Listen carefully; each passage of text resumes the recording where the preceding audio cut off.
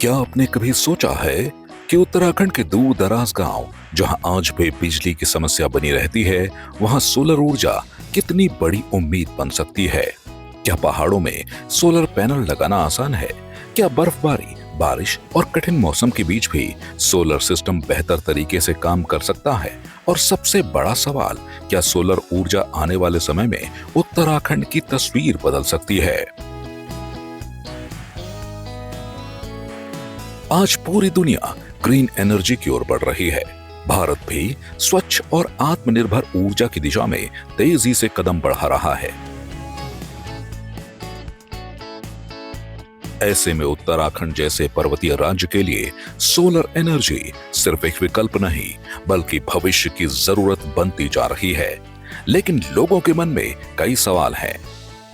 आखिर solar panel कौन लगवा सकता है? क्या सिर्फ बड़े उद्योग या फैक्ट्री ही इसका लाभ उठा सकते हैं, या आम परिवार, किसान, होटल, स्कूल, अस्पताल और छोटे व्यवसाय भी सोलर सिस्टम लगा सकते हैं? सोलर प्लांट लगाने की पूरी प्रक्रिया क्या है? कितना खर्च आता है? सरकार की सब्सिडी कैसे मिलती है? और क्या ये निवेश लंबे समय में सचमुच फायदा देता है? इन्हीं सभी सवालों पर आज होगी खुलकर बातचीत। आज क्षेत्र की बात में हमारे साथ हैं एडोस रिन्यूएबल प्राइवेट लिमिटेड के मैनेजिंग डायरेक्टर जे.एस. बिष्ट। पिछले 20 वर्षों से वे नवीकरणीय ऊर्जा के क्षेत्र में काम कर रहे हैं। उनकी कंपनी उत्तराखंड सहित उत्तर भारत में सोलर ऊर्जा परियोजनाओं के विकास, स्थापना और रखरखाव का काम कर रही है। इस खास बातचीत में हम जानेंगे कि उत्तराखंड में सोलर ऊर्जा की कितनी संभावनाएं हैं, पहाड़ों में से सफल बनाने की क्या चुनौतियां हैं, युवाओं के लिए सेक्टर में रोजगार और कारोबार के कितने अवसर हैं। अगर आप अपने घर, होटल, दुकान, स्कूल, अस्पताल या किसी संस्थान में सोलर सिस्टम लगाने की सोच रहे हैं, या फिर इस क्षेत्र में अपना भविष्य बनाना चाहते हैं, तो ये बातचीत आपके लिए बेहद उपयोगी होने वाली है। तो जुड़े रहिए हमारे साथ, क्योंकि आज आपके हर सवाल का जवाब मिलेगा, आसान और सीधा जवाब, क्षेत्र की बात संवाद 365 के साथ में।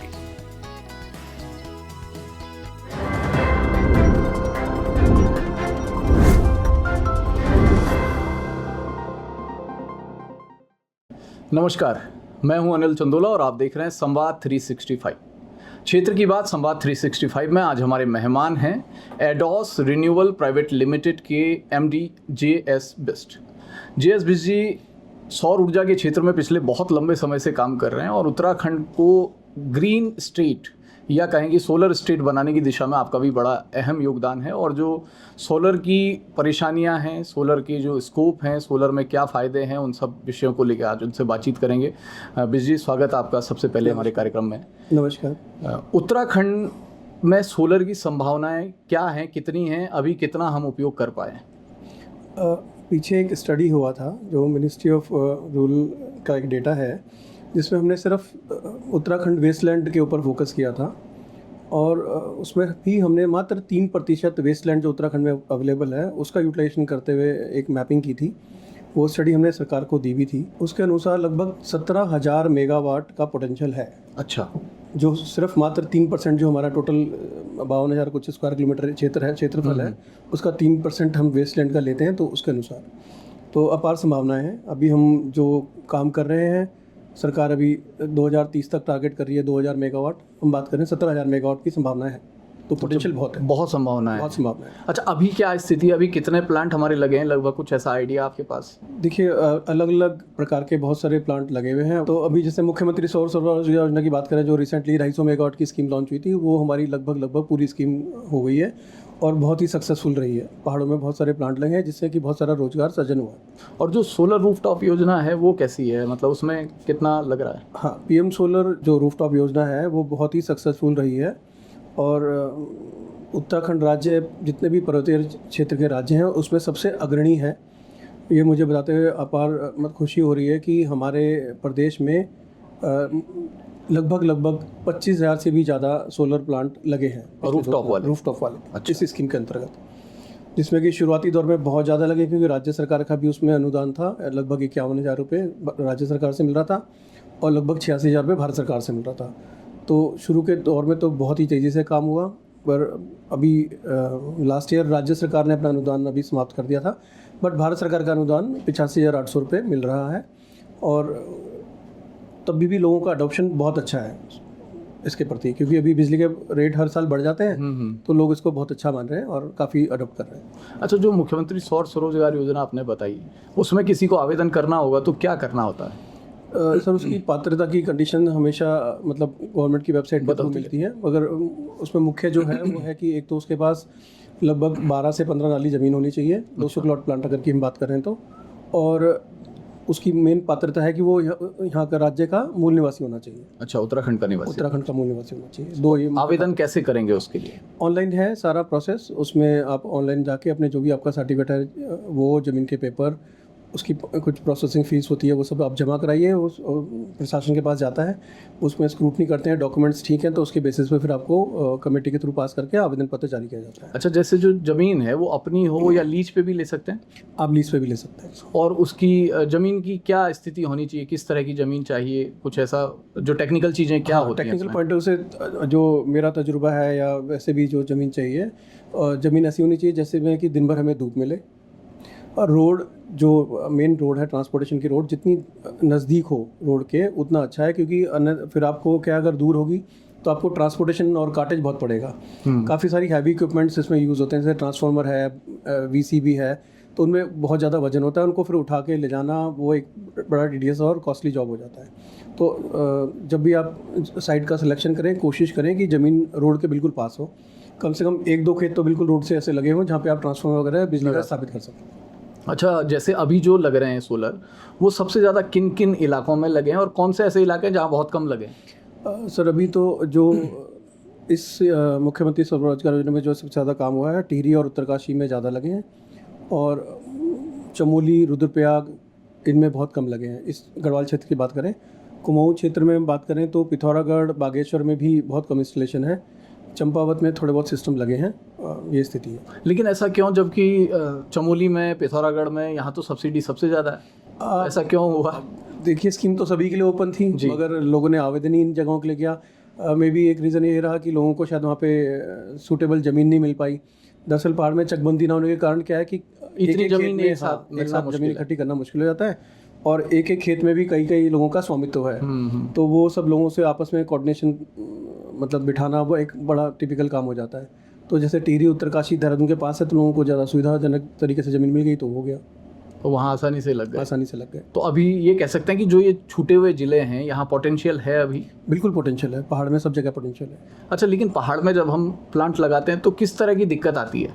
मेन तो ज़मीन से संबंधित दिक्कत आती है सबसे पहले तो।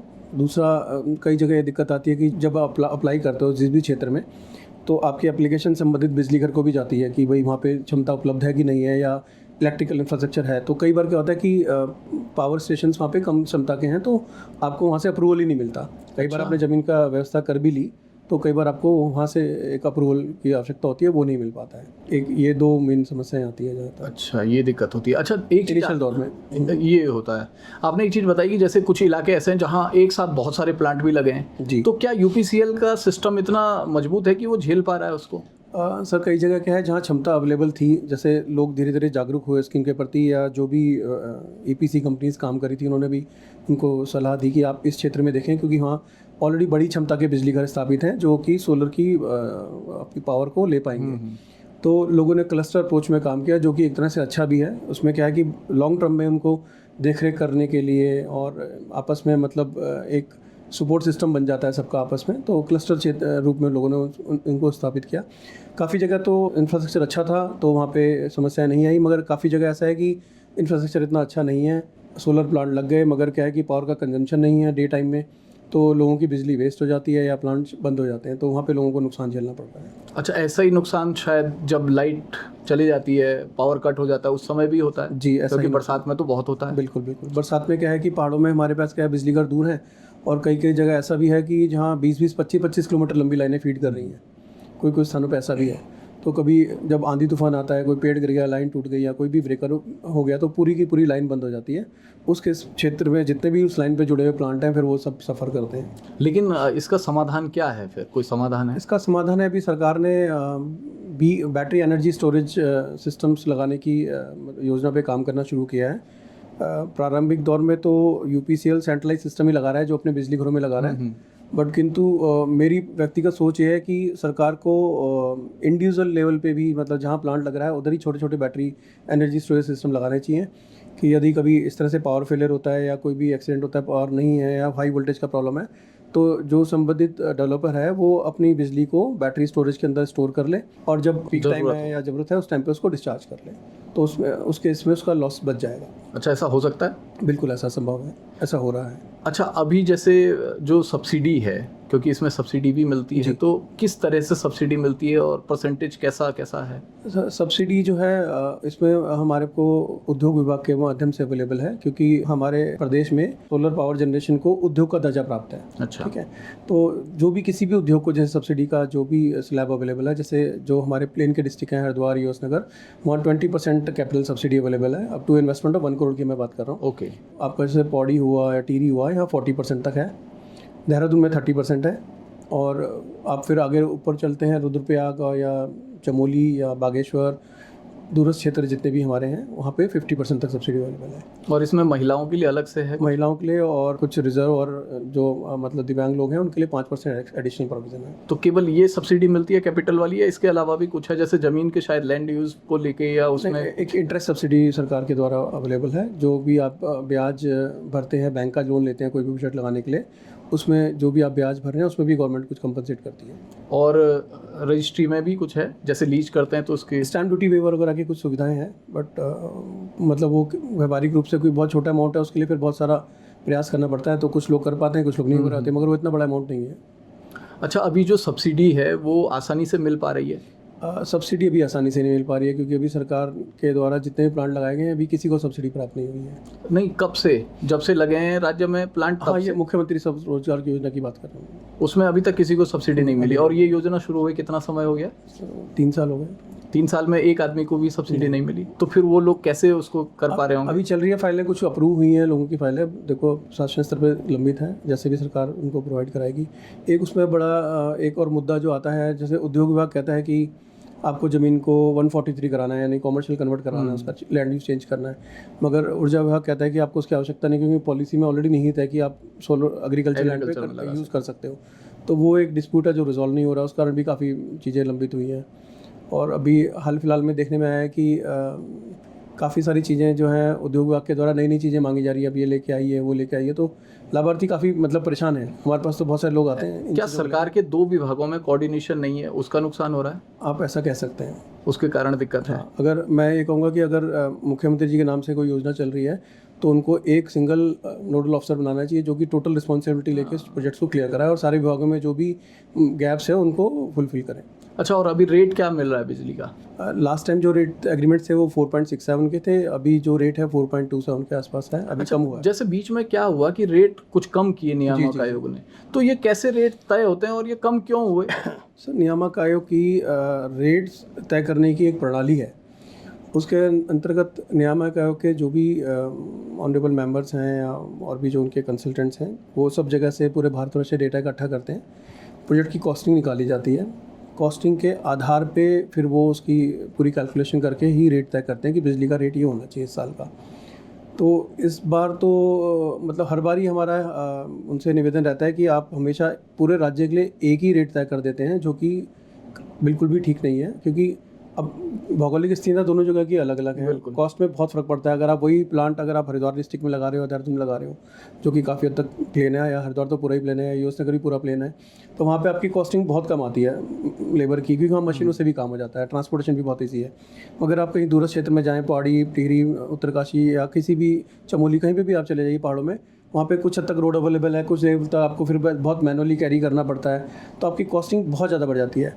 आप वैसे भी देखें तो राज्य के जो अन्य विभाग हैं, जैसे CPWD, PWD वगैरह जो भी हैं हमारे, तो सब में ही पहाड़ों के लिए और प्लेन के लिए अलग अलग रेटों की व्यवस्था रहती है। सीमेंट की वही बोरी आपको यहाँ 400 रुपये की मिलेगी तो पहाड़ में आपको 600 रुपये की मिलेगी। तो हम कई बार रेगुलेटर के यहाँ पे एप्लीकेशन दे चुके हैं कि आप काइंडली इस चीज़ को कंसिडर करें कि पहाड़ों के लिए और प्लेन के लिए दोनों के लिए पृथक पृथक रेट करें, मगर उस पर अभी तक कोई कार्रवाई नहीं हो पाई। और इस बार तो रेगुलेटर के यहाँ पे जो कॉस्टिंग की गई है, सोलर पैनल के रेट उन्होंने लगभग 9 रुपये पर वाट के हिसाब से लिए, जो कि कहीं पे भी पूरे देश में उपलब्ध नहीं है। हम लोग तो मतलब काफ़ी अच्छे स्केल पे काम करते हैं और भी बहुत सारी हमसे भी बड़ी बड़ी कंपनियां, मगर 9 रुपये का रेट तो पूरे देश में कहीं पे है ही नहीं। 13-14 रुपये का रेट है पर वाट का। तो पता नहीं उन्होंने कहाँ से रेट लिया, फिर उसके हिसाब से कॉस्टिंग कम होगी तो और रेट कम हो गया। तो उस पर लगेगा कैसे फिर, अगर आप कह रहे हो कि उस रेट पे कहीं है ही नहीं? सर लगेगा कि आप कॉस्ट कम कर दिए तो आपके पास तो कोई और ऑप्शन है नहीं, तो आपको रेट कम पे रहेगा, तो आपकी जो रिटर्न है वो लेट आएगी। अच्छा। जैसे आपका अगर रियलाइजेशन प्रोजेक्ट का सब्सिडी वगैरह सब कंसिडर करके चलते हैं कि 4 साल में 5 साल में हो जा रहा है, तो वो 6 या 7 साल में होगा, कॉस्ट कम रहेगी। तो और उसमें कितने लोग मोटिवेटेड होते हैं, कितने लोग नहीं होते वो। लेकिन उसमें एक दिक्कत ये भी थी कि जैसे बिजली के रेट कुछ और तय हुए थे जिसपे जो ग्राहक को मिलना था जी। और उसको भी कम कर दिया, तो बीच में ऐसे करना क्या ठीक है? क्योंकि उससे भी तो नहीं, उसमें क्या रहता है कि रेगुलेटर के द्वारा जो है रेट हमेशा ना फाइनेंशियल ईयर के निकालते हैं, एक फाइनेंशियल ईयर के, कि जैसे 25-26 का ये रेट है, फिर हर साल के नए नए रेट आते हैं। अच्छा। तो उस केस में क्या होता है कि जैसे अगर किसी का प्लांट नहीं लग पाया, किसी भी कारण से बैंक का लोन नहीं हुआ, या उनको संबंधित किसी विभाग से अप्रूवल टाइम से नहीं मिला, या ज़मीन की कोई दिक्कत हुई, तो अगर उन्होंने वो फाइनेंशियल ईयर क्रॉस कर दिया तो फिर उस केस में उनके पास एक ये ऑप्शन रहता है कि वो उरेडा के माध्यम से और डायरेक्ट भी मतलब रेगुलेटर को अप्रोच करके अपनी जेन्युइन प्रॉब्लम्स बताएं और उनसे रिक्वेस्ट करें कि हमारा इन कारण से डिले हुआ है। तो आमतौर पे रेगुलेटर उनको पास कर देते हैं कि ठीक है, अगर जेन्युइन किसी के प्रॉब्लम्स हैं तो उनको वो अप्रूवल दे देते हैं कि ठीक है, आप इस रेट पे कंटिन्यू कर सकते हो। अच्छा, सोलर के मामले में नियामक आयोग का रवैया कैसा है? देखिए, नियामक आयोग को तो दोनों की सुननी है, यूपीसीएल की भी सुननी है और राज्य में जो सोलर डेवलपमेंट एजेंसीज हैं उनकी भी सुननी है। तो उनका रवैया ठीक रहता है, बट रेट्स को लेके हमें लगता है कि कहीं ना कहीं थोड़ा सा वो अगर सुने लाभार्थियों की बात तो और अच्छा डेवलपमेंट है। और पहाड़ के लिए स्पेशली इनको रेट्स अलग कंसिडर करने चाहिए, जो कि सभी को जग जाहिर है कि भाई रेट पहाड़ में कॉस्टिंग हमेशा ही ज़्यादा आएगी, लेबर या मटेरियल कुछ भी चीज़ है आपको ज़्यादा ही आती है। कम से कम पहाड़ के रेट 30% ज़्यादा होने चाहिए प्लेन के मुकाबले। होते ही है, आज ज़्यादातर विभागों में होते जी, भी जी, हैं। जी। अच्छा, आपने कहा कि पोटेंशियल बहुत है उत्तराखंड में, सब कुछ अच्छा है, योजना भी बहुत अच्छी है जी। लेकिन क्या इम्प्लीमेंट धरातल पे उतना अच्छा हो पा रहा है? इम्प्लीमेंट हो जाता है, बट क्या होता है कि स्कीम्स आने में, अब जैसे ये सोर्स ऑफ योजना हमारी बंद हो गई थी बीच में, तो उसके बाद दोबारा नई स्कीम आई नहीं। अभी तो सरकार की प्लानिंग है कि दोबारा से लॉन्च करेंगे, बहुत सारे लोग वेट कर रहे हैं। तो अब आप देखें तो पहाड़ में और कोई उद्योग स्थापित करना ट्रैवल टूरिज्म के अलावा तो और कोई पहाड़ में कोई ऐसा उद्योग है नहीं जो कामयाब हो सकता है। सौर ऊर्जा के थ्रू पावर जनरेट करके सेल करना ने अपने आप को एक बहुत सक्सेसफुल प्रूव किया है। अगर सरकार के सभी विभाग ढंग से उसको सपोर्ट करें, सब्सिडी वगैरह टाइम से मिल जाए और आवंटन प्रक्रिया भी बहुत फास्ट हो जाए, टाइम बाउंड हो जाए, और जिसको जो अप्रूवल देना है विभाग को उसको भी टाइम बाउंड डेडलाइन के साथ काम करें, तो ये अपने आप में बहुत ही ज़्यादा सक्सेसफुल स्टोरी हमारे उत्तराखंड के लिए हो सकती है, जो कि दूरस्थ क्षेत्रों में भी हम बिजली मतलब जनरेट करके ग्रिड में डाल सकते हैं।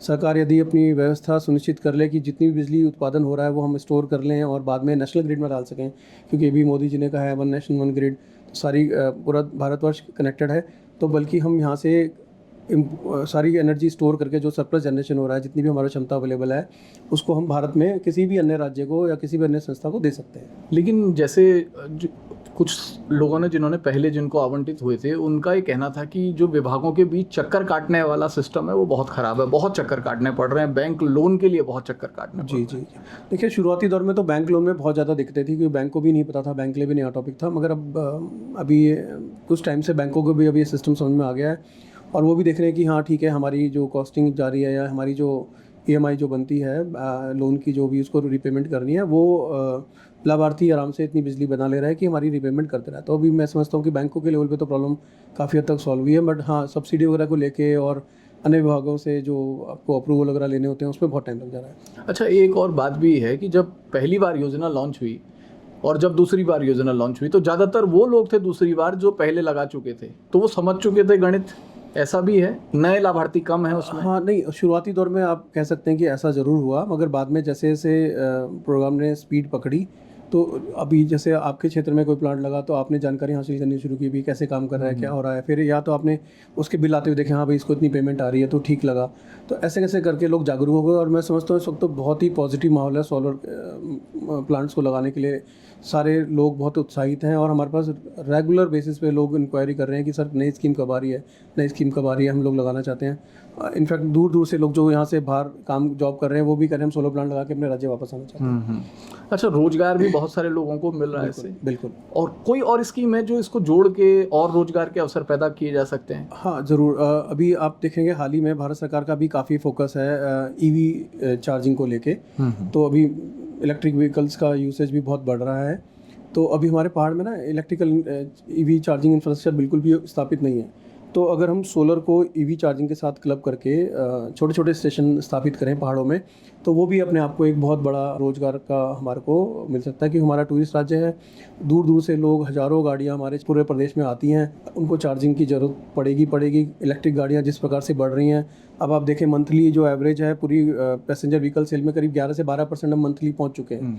लगभग 25,000 गाड़ियाँ हर महीने बिक रही हैं। अगर आप टू व्हीलर्स की बात करें तो लगभग 2 लाख टू व्हीलर के आंकड़े को हम टच कर चुके हैं पर मंथ। ये मैं मंथली डाटा बता रहा हूँ आपको। तो जिस प्रकार से गाड़ियों का यूसेज बढ़ रहा है तो उस हिसाब से उनको चार्जिंग की भी आवश्यकता होगी।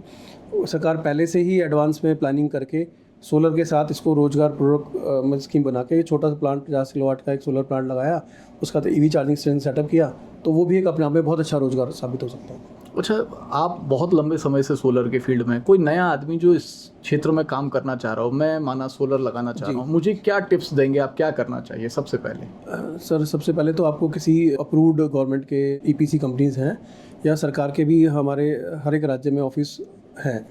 आप किसी दूर क्षेत्र में बैठें तो उरेडा जो संस्था है वहाँ पे आप जाइए, पहले आप अपनी मतलब जो भी आपकी रिक्वायरमेंट आप बताइए कि मैं यहाँ लगाना चाह रहा हूँ, तो आपको जाहिर तौर पे वो लोग काफ़ी हद तक आपको वहाँ से हेल्प कर देंगे। अन्यथा वो वहाँ पे आपके क्षेत्र में जो भी लीगल मतलब ऑथराइज हो डेवलपर्स या ईपीसी कंपनीज़ हैं, आप उनको संपर्क करें, वो आपको पूरा मतलब उस पर संबंध में जानकारी दे देंगे। अच्छा, उसमें बेसिकली 2-3 चीज़ें आपने बताई। एक तो ज़मीन आपके पास होनी चाहिए या लीज की ज़मीन हो, बिजली घर के आसपास हो, सड़क से अप्रोचेबल हो जी। इसके अलावा और क्या चीज़ें हैं? सर देखिए बेसिकली ये तो मूल बेसिक रिक्वायरमेंट है ही है।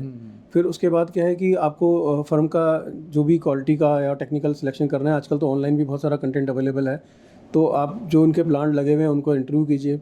मैं तो आपको कहूँगा अभी इस दौर में जब हमारे पास हज़ारों प्लांट प्रदेश में लग चुके हैं, है ना, छोटे बड़े मिला के, तो जो भी नए डेवलपर चाहते हैं कि हम लगाना चाहें तो वो जाके जो एग्जिस्टिंग प्लांट चल रहे हैं वहाँ जाके मिले उनसे जानकारी लें कैसे लगा, क्या उनको मतलब समस्याएं आई, क्या क्या प्रॉब्लम्स आई, तो उनसे काफ़ी हद तक उनको क्लियर हो जाएगा। बाकी हम लोग यहाँ बैठे ही हैं। अच्छा, जैसे शुरू में जब लगे थे तो कई दिक्कतें भी आई होगी, अब कुछ उनमें राहत है? जैसे कई तरह की दिक्कतें शुरू में आती हैं। हाँ, शुरू में जैसे बैंकिंग को लेके बहुत ज़्यादा चैलेंजेस थे, बैंक लोन ही नहीं कर रहे थे शुरू में, तो वो चीज़ें अभी काफ़ी सेटल हो गई हैं, तो उससे बहुत बड़ी राहत मिली है। अब तो इकोसिस्टम पूरा एस्टैब्लिश हो चुका है, अब कोई दिक्कत नहीं, तो सरकार स्कीम निकाले, फटाफट इम्प्लीमेंटेशन कराए। अच्छा, जैसे आप हो तो आप क्या सर्विस देते हो एक कस्टमर को? सर हम कस्टमर को राइट फ्रॉम उसकी एप्लीकेशन को मतलब लगाने, जैसे आपने बोला कि आप जैसे लगाना चाहते हैं, बिल्कुल फ्रेशर हैं, आपको कुछ जानकारी नहीं है, तो आप हमारे पास आएँ, हम आपको पूरा उसके बारे में समझाएंगे, क्या उसका इकोनॉमिक्स है, कैसे काम करता है सिस्टम, कितनी आपको कॉस्टिंग आएगी, क्या सरकार की स्कीम है। लैंड में आपको जैसे मैंने आपको बताया कि ऐसे ऐसी चीज़ देखना है, हम लैंड का सर्वे भी कराते हैं। अच्छा। उसके पूरी डिज़ाइनिंग मैपिंग करके उसको देते हैं। उसके बाद हम उसको चाहें तो उनके क्षेत्र में जिस भी क्षेत्र में वो लगाना चाहते हैं, लगभग हमारे हर क्षेत्र में सोलर प्लांट लगे हुए हैं, तो हम उनको अपने एग्जिस्टिंग कस्टमर्स के यहाँ विज़िट करा सकते हैं और कैसे कितना उत्पादन होगा, क्या कॉस्टिंग आएगी, सारी चीज़ों में। इनफैक्ट बैंकिंग में भी हम उनको हेल्प करते हैं। अच्छा, बैंकिंग में। और जब एक बार प्लांट लग गया उसके बाद? प्लांट लगने के बाद 5 साल तक का रख रखाव तो पूरा इसमें इंक्लूडेड है कि अच्छा 5 साल तक की वारंटी हमको उसमें देनी है मुख्यमंत्री सौर योजना में। और मूल रूप से किसी भी स्कीम में मतलब 5 साल भारत सरकार का ही नॉर्म है कि आपको प्लांट को मेंटेन करना ही करना है। उसके बाद उसकी एएमसीज भी वो ले सकते हैं। ऑनलाइन डेटा मॉनिटर हो जाता है सारा, आपके मोबाइल पे, ऐप में, कंप्यूटर में, कहीं पे भी आप रिमोटली कहीं भी मूव कर रहे हो, आपको पूरा जनरेशन डेटा वगैरह मिल जाता है। बाकी हमारे पास तो पूरे प्रदेश में सब जगह इंजीनियर्स हैं, मतलब कुमाऊं गढ़वाल सब जगह हमारे इंजीनियर्स पोस्टेड रहते हैं। तो अगर यदि आपको कोई भी मतलब तकलीफ होती है, कोई भी दिक्कत आती है, कोई जानकारी चाहिए, काफ़ी हद तक ऑनलाइन सपोर्ट ऑफिस से मिल जाता है, अदरवाइज सिर्फ फिजिकल भी सर्विस मिल जाती है। मतलब लगाने के बाद भी? हाँ, 5 साल तक तो आप कह ही रहे हो कि वारंटी है। अच्छा, अभी जो लग रहा है, जैसे अगर 100 किलोवाट का किसी को लगाना तो उसकी कॉस्टिंग लगभग कितनी आती है? अभी 1 जून से भारत सरकार के कुछ नए नॉर्म्स आ गए हैं, जिसमें कि अभी आपको सोलर पैनल में जो सेल यूज़ होता है, जिससे पैनल बनता है, पूरा असेंबल होता है, वो अभी आपको भारत में ही निर्मित सेल का इस्तेमाल करना है। अच्छा, ठीक है। तो उसके कारण से क्या है, कॉस्टिंग करीब 10,000 रुपये प्रति किलोवाट के हिसाब से लगभग बढ़ गई है। अच्छा, क्योंकि उनकी उपलब्धता अभी नहीं है, कम है, और अभी इतनी फैक्ट्रियाँ लगी नहीं हैं, और जो लगी भी हैं तो पूरी तरह से फंक्शनल नहीं हो पाई हैं। तो ये 1 जून से जो ऑर्डर आया है उसके बाद से थोड़ा सा मतलब डिमांड सप्लाई गैप के कारण कॉस्टिंग में फ़र्क आ रहा है। तो पहले जो प्लांट लगभग 50 लाख रुपए में लग जाता था, अब आप मान के चलें 60 से 65 लाख रुपए उसकी कॉस्टिंग आएगी। अच्छा। 100 किलोवाट। अच्छा, जैसे जिस समय चाइना से हमारा कुछ एक्सपोर्ट को लेके झगड़ा था, उस समय रेट फ्लक्चुएट हुए थे, अब उसकी तुलना में रेट कहाँ पर हैं?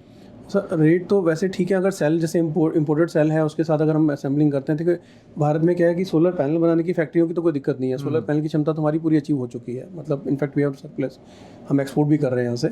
तो बस सेल जो है वो अवेलेबल नहीं है, तो सेल अभी बाहर से आ रहा है तो कॉम्पिटिटिव रेट पे आ रहा है। उसको अगर यूज़ करके हम बना रहे थे तो हमारा बहुत कॉम्पिटिटिव रेट पे सोलर प्लांट लग जा रहा था, बट अब जब से इंडियन सेल लगाने वाली बात हुई है तो फिर थोड़ा सा अभी समस्याएं हैं। अच्छा, जो रूफटॉप वाली स्कीम आपने बताई, वो ज़्यादातर मैदानी क्षेत्रों में है या पहाड़ों में भी लगे हैं? पहाड़ों में भी अब लोग काफ़ी लगाने लगे हैं। मेरे पास काफ़ी सारे कस्टमर्स हैं, उत्तरकाशी से हैं, टिहरी से हैं, जो आते हैं। हमारे इंजीनियर्स हैं वहाँ पे, जो उनके माध्यम से हमें अप्रोच करते हैं। शुरू में हमें भी लगता था कि छोटे छोटे सिस्टम हम कैसे सपोर्ट कर पाएँ, मगर अब लोग क्लस्टर में आने लगे हैं, 4-4, 5-5 लोग, तो फिर ठीक है, फिर हमारे को भी सपोर्ट देने में दिक्कत नहीं हो रही। मगर अभी भी बहुत आवश्यकता है कि पहाड़ों में बिजली बना के जो बेच रहा है या अपने घर में बिजली बचा रहा है, उसके अलावा एक बहुत बड़ी मार्केट है जहाँ पे कि अब जितने हज़ारों सिस्टम लग गए हैं, उनकी मेंटेनेंस और देखरेख के लिए हमें कारीगरों की आवश्यकता होगी। बिल्कुल बिल्कुल। तो हम स्किल डेवलपमेंट की तरफ सरकार को कुछ ध्यान देना चाहिए अलग से। ITIs में भी सोलर स्पेसिफिक ट्रेनिंग कुछ रखने चाहिए, या कुछ और जो भी मतलब स्किल डेवलपमेंट की संस्थाएं हैं उनमें कुछ सोलर टेक्नीशियंस को हमें बहुत अच्छे से डेवलप करना चाहिए। जितनी आवश्यकता है और जो अभी फ्यूचर में होगी उतने टेक्नीशियंस उपलब्ध नहीं है। तो जो पहाड़ों में जो कम विकास हुआ है घरेलू में, वो उसका एक रीज़न ये भी है कि सर्विस का भी चैलेंजेस है। सर्विस का चैलेंज। तो अगर वहाँ पे ट्रेंड मैन पावर है जो कि बेसिक चीज़ें हैंडल कर ले, क्योंकि मेन कंपोनेंट्स की वारंटी और सपोर्ट तो आपको बेस ऑफिसर्स में मिल ही जाएगा, बट ये कि प्राइमरी जो कंप्लेंट्स हैं उनको अटेंड करने के लिए अगर स्किल टेक्नीशियंस अवेलेबल हैं तो बहुत आसान हो जाएगा। हाँ, थोड़ा सेफ भी महसूस करेगा, कस्टमर भी सेफ महसूस करेगा, जो यूज़र है वो भी सेफ महसूस करेगा।